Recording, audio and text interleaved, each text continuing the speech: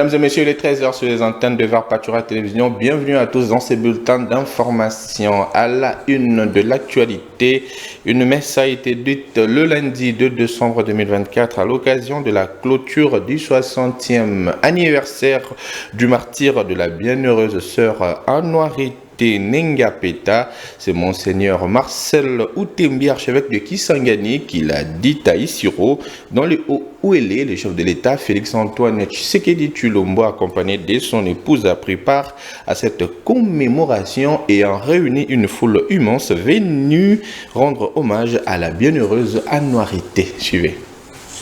C'est sous le thème Bienheureuse Anouarité, modèle d'engagement, qu'a été célébrée la clôture du 60e anniversaire du martyre de la bienheureuse Anouarité Nengapeta. Prenant la parole, l'évêque du diocèse d'Isiro Niangara a adressé ses remerciements à toutes ces personnes qui, par leur présence, ont rendu possible la commémoration. Puis est venue l'intervention de l'archevêque de Kisangani. Monseigneur Marcel Outembi a loué la bravoure de la bienheureuse Anouarité Nengapeta qui a offert de sa vie par amour pour Christ et par fidélité de son alliance virginale avec le Christ. La date du 1er décembre 1964 reste à jamais gravée dans la mémoire de l'Église Famille de Dieu en RD Congo, car ce jour-là, une de ses dignes filles a donné sa vie par amour pour le Christ, par fidélité à son alliance virginale avec le Christ. Elle a appliqué dans sa vie les mêmes paroles de Jésus, à savoir, qui veut sauver sa vie la perdra, mais qui perdra sa vie à cause de moi et de l'Évangile la sauvera. Dans son allocution, le chef de l'État a reconnu les mérites de la sœur Anouarité tout en soulignant combien il était nécessaire qu'une telle cérémonie soit organisée en sa mémoire.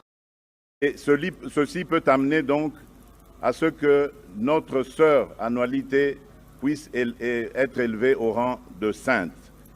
Donc, faites vos prières s'il vous plaît, afin que nous puissions témoigner de cet amour qu'elle avait pour nous.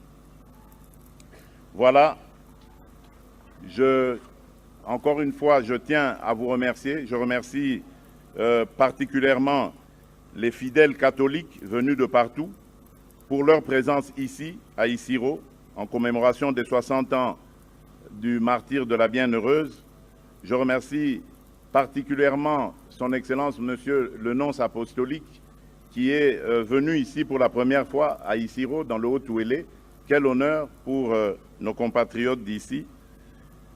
Transmettez aussi, Monseigneur, mes remerciements à sa sainteté, le pape François, qui continue de porter la République démocratique du Congo dans ses prières quotidiennes et qui se prépare, vous l'avez dit, à béatifier un autre Congolais en la personne de Floribert Bwana Chui Bin Kassiti.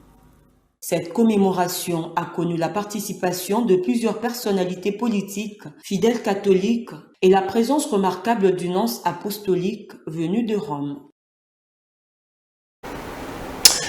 Et en sécurité, deux affrontements ont opposé le FARDC aux rebelles du M23 à Matembe dans les territoires de Lubero au nord Kivu. L'armée loyaliste accuse le rebelle d'avoir attaqué une position militaire. La société civile qui confirme l'information évoque que le trafic de la route nationale numéro 2 a été suspendu. Plus de détails avec Rachel Adassa-Liwala.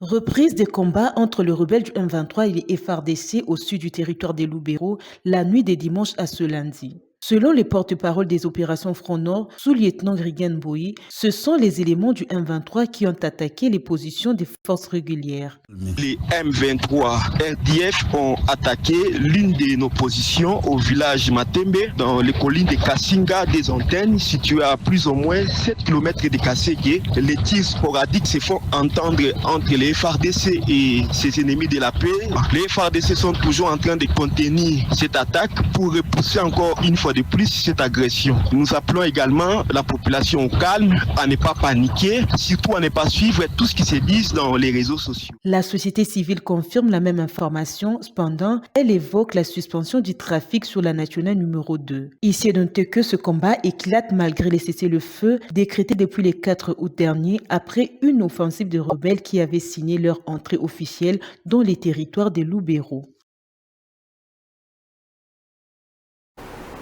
Et tout à fait autre chose à présent, la République démocratique du Congo va abriter à partir de ce mardi 3 décembre au 10 décembre 2024 la semaine de droits humains sous les thèmes la sacralité de la vie humaine et la paix sociale comme principe non négociable. Ceci en prévision de la célébration de la 76e anniversaire de la Déclaration des droits de l'homme. Plus de détails avec Aframi Vita.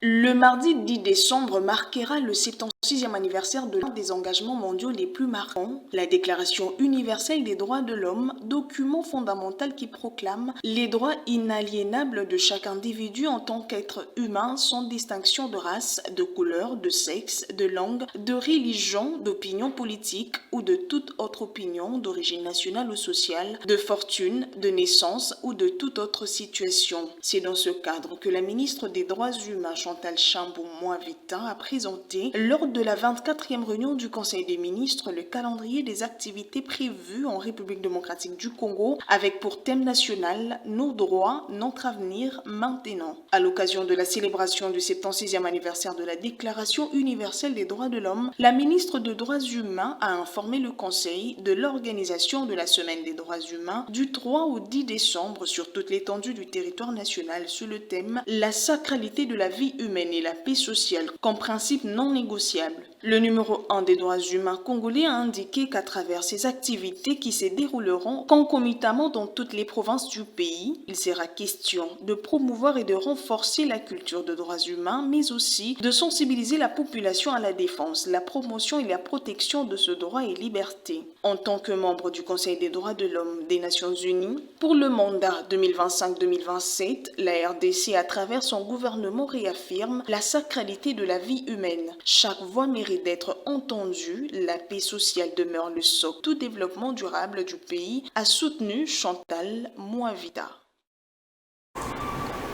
Et puis en éducation, la synergie des enseignants, la synergie des syndicats des enseignants de la République démocratique du Congo poursuit son mouvement de grève déclenché depuis le 4 septembre dernier. Dans une assemblée générale tenue le week-end dernier, la dite synergie regrette que les attentes des enseignants ne préoccupent pas le gouvernement de la République démocratique du Congo. Plus de détails avec Jean-Bosco Pounia, porte-parole de la synergie des syndicats des enseignants de la République démocratique du Congo, joint ici au téléphone par Rachel Mavitidi.